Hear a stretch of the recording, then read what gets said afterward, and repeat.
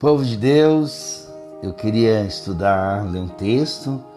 Isaías 59:10 vai dizer assim: como cego, caminhamos apalpando o muro, tateamos como quem não tem olhos, ao meio-dia tropeçamos como se fosse noite, entre os fortes somos como os mortos.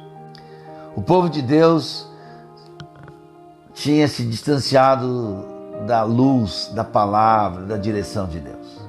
Eles queriam viver do jeito deles. E o texto vai mostrar que eles estavam caminhando e tropeçando, caminhando e se distanciando, vivendo uma vida sem direcionamento.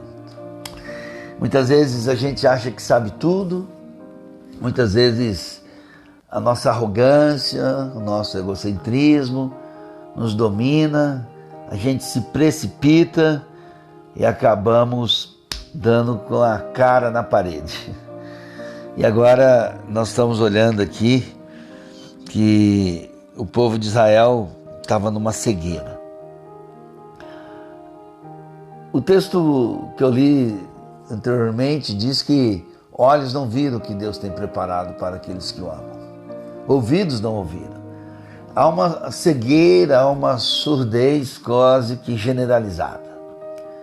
Muitas vezes falta entendimento e a gente age de uma maneira tão louca, tão distante do propósito de Deus. E aí a gente sofre as consequências. E aqui então olhar para esse texto e pedir ao Senhor: Senhor, nós precisamos de luz para caminhar nesses dias. Um mundo de confusão, um mundo de cegueira, um mundo de maldade. E a luz é a partir de Cristo. Jesus Cristo diz: eu sou a luz do mundo. Quem me segue não andará em trevas. Mas infelizmente muitas vezes a gente deixa de seguir Jesus. A palavra, luz para o meu caminho é a tua palavra, já diz o salmista, né? O Salmo 119:18 diz: abre os meus olhos para que eu veja a maravilha da tua palavra, da tua lei, dos teus mandamentos. A obra de Cristo em nós é trazer o prazer de andar com Deus, trazer entendimento e discernimento. E muitas vezes hoje nós cristãos temos sido tão negligentes em muitas coisas que a gente faz. Uma delas é porque a gente não tem uma vida de oração, não tem uma vida na palavra, então a gente se precipita, a gente vai pelo instinto carnal, egoísta, do mundo, e aí a gente se distancia da intimidade com Deus. Mas eu queria desafiar você, meu irmão, que Deus tem dado essa palavra ao meu coração, né?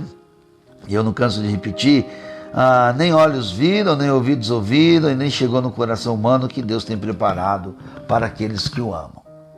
Será que você tem parado para refletir se a sua vida glorifica a Deus?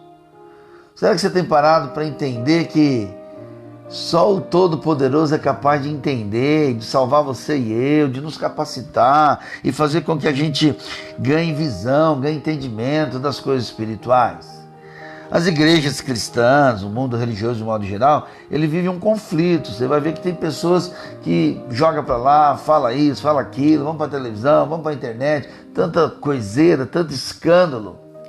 E nós temos que clamar ao Senhor o entendimento de Cristo em nós.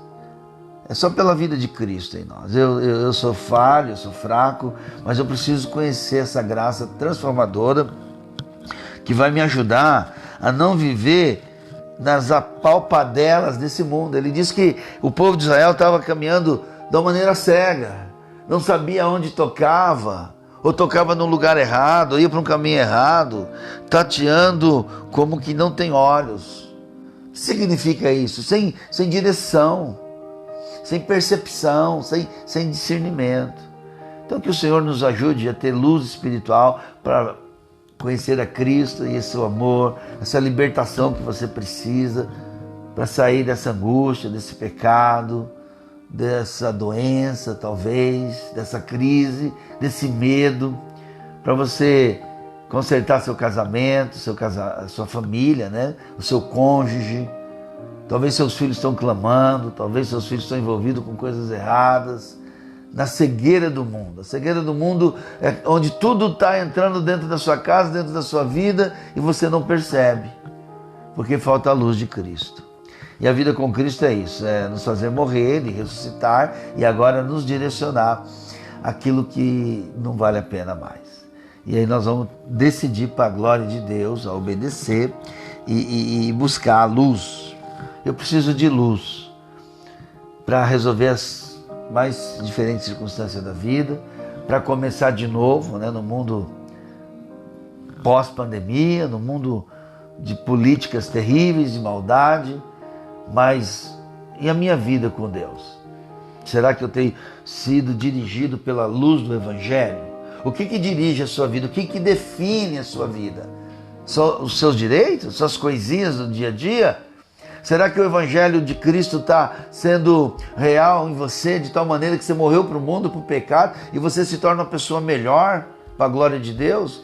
Na empresa, nos negócios, na igreja, como líder.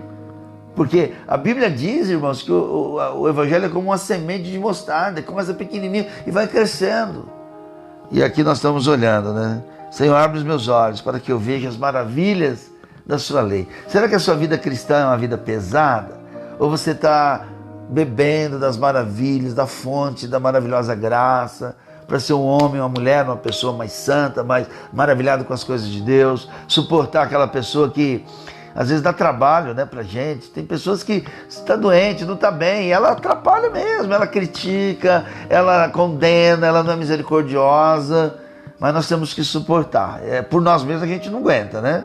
Mas Deus está nos revestindo de graça, de luz, para a gente caminhar para a glória de Deus. O nosso modelo é Jesus, é a luz da vida, porque Ele vive em nós. Que Deus te abençoe para essa caminhada, para esse renovo, para essa mudança que você precisa. Eu preciso de luz para a minha caminhada, para as minhas decisões, para as minhas escolhas, para a glória de Deus. A luz que ilumina, a luz que arranca de nós as trevas, sujeiras, as ratazanas, aquilo que não vale a pena.